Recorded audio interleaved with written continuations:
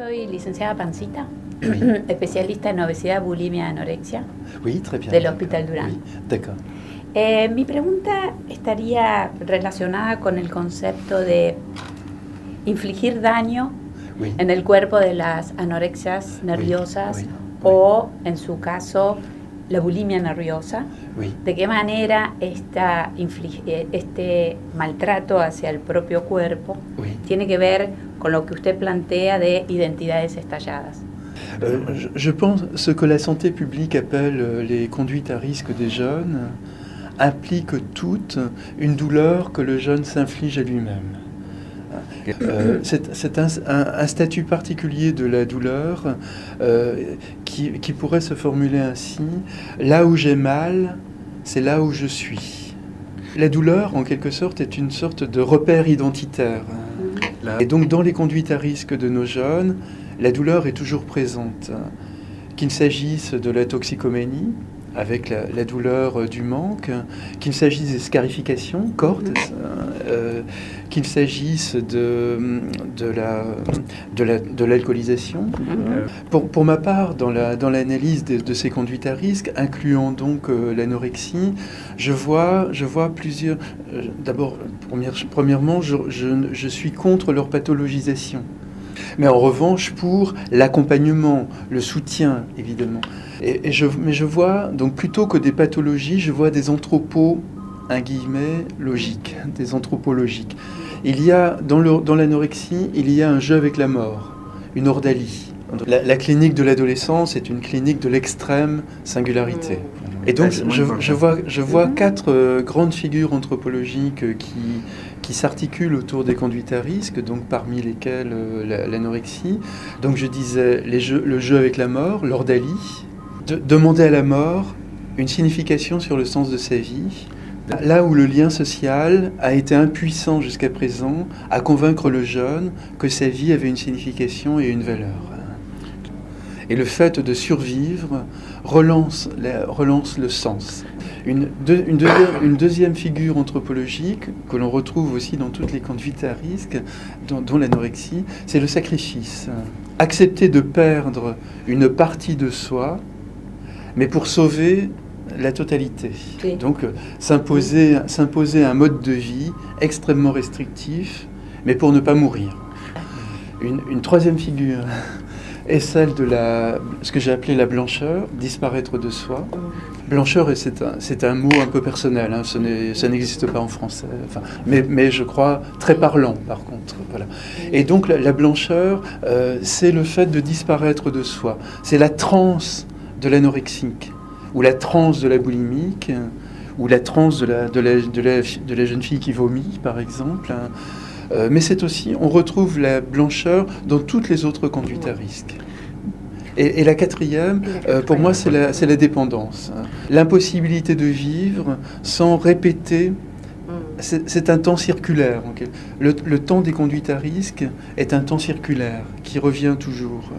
Parce que toutes les conduites à risque de nos jeunes sont répétitives. Ce qui est d'ailleurs une manière d'abolir le temps. Quería felicitarlo por este libro, es hermoso. Y tenía pensado preguntarle si trastornos alimentarios también no podrían denominarse como trastornos de la sensorialidad, tomando en cuenta la importancia de los sentidos, oui, del gusto, del tacto, del olfato, de los sentidos en general. Oui, tout à fait. Oui, sur un plan anthropologique, il y a une corrélation entre les conduites à risque de nos jeunes, par exemple, qui sont les conduites à risque de nos jeunes et le goût de vivre ou la saveur de la vie. Troubles alimentaires, il y a une dérégulation complète du goût, de la saveur des aliments. L'anorexique ne veut rien manger, la boulimique est prête à manger n'importe quoi, mais il y a un inconscient de la langue qui associe justement ce goût de vivre avec le refus. Alors, quand on a perdu le goût de vivre, on a perdu le goût de manger. On a perdu l'appétit de vivre. Voilà. ¿Y qué pasaría en la obesidad? La obesidad. La obésité. C'est aussi une dérégulation du goût de vivre, oui, parce que la personne boulimique mange. Elle a perdu la discrimination des saveurs et qui lui permettrait de jouir de ce qu'elle mange. De dire, ah, c'est bon, c'est délicieux. Non, elle mange. Et l'anorexique, elle ne veut rien manger, par contre. Il y a un autre moment où l'inconscient de la langue et d'un point de vue anthropologique est très fort, c'est la question du toucher. De la tactilité, le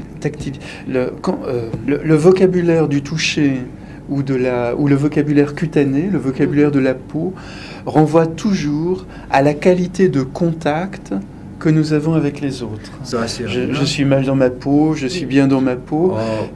La peau, c'est le contact, donc je touche ce verre. Là, on est dans la tactilité, mais en même temps, on parlera d'une qualité de contact que nous avons ensemble. Et là, le contact, c'est la relation.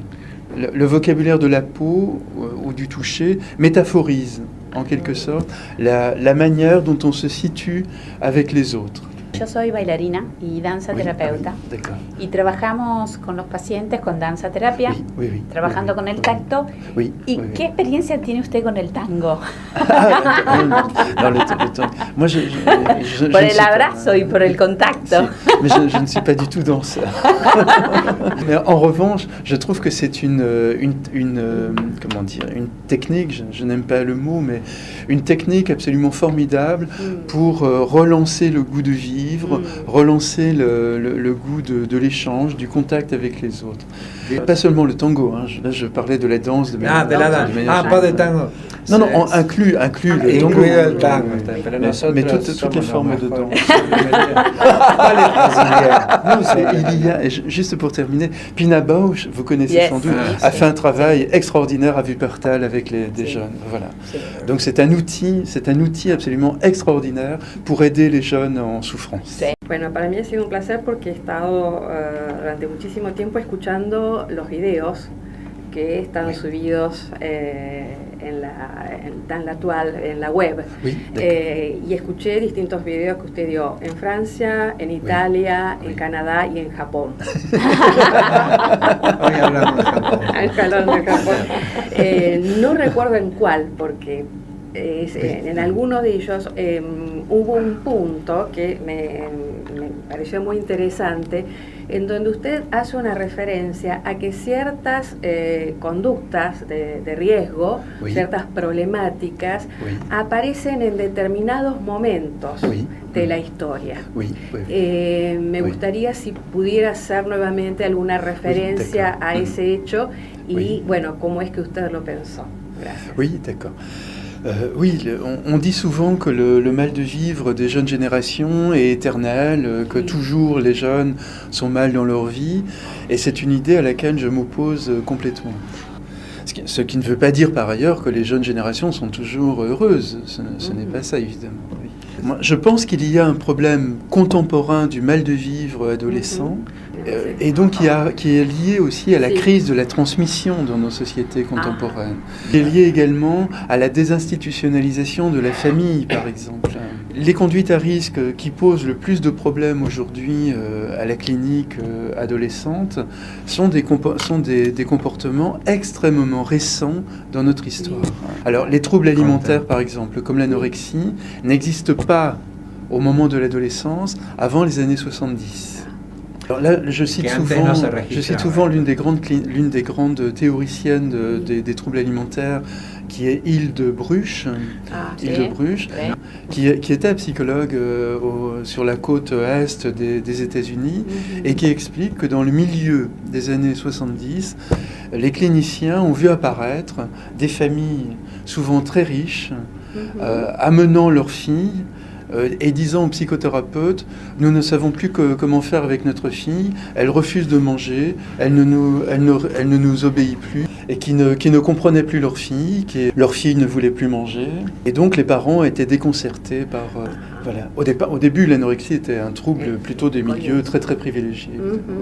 Et donc Hilde Bruch dit dans l'un de ses livres, elle dit, je la cite, nous autres cliniciens, nous n'avions jamais vu cela, nous étions désarmés devant de tels symptômes, Mais elle ajoute, à la fin des années 70, l'anorexie était devenue une épidémie aux États-Unis. C'est une espèce de contagion du sens, en fait, qui donne des modèles de comportement à des adolescents qui sont mal dans leur vie. Et en français, on dirait c'est un comportement qui prend, comme une sauce à la cuisine, dans la cuisine prend, et qui va se diffuser à travers le monde dans les années qui vont suivre, et qui vont finir par toucher même les milieux les plus populaires. Je vous remercie. À vous, professeur. C'était une rencontre très chaleureuse. Je vous en remercie. Merci.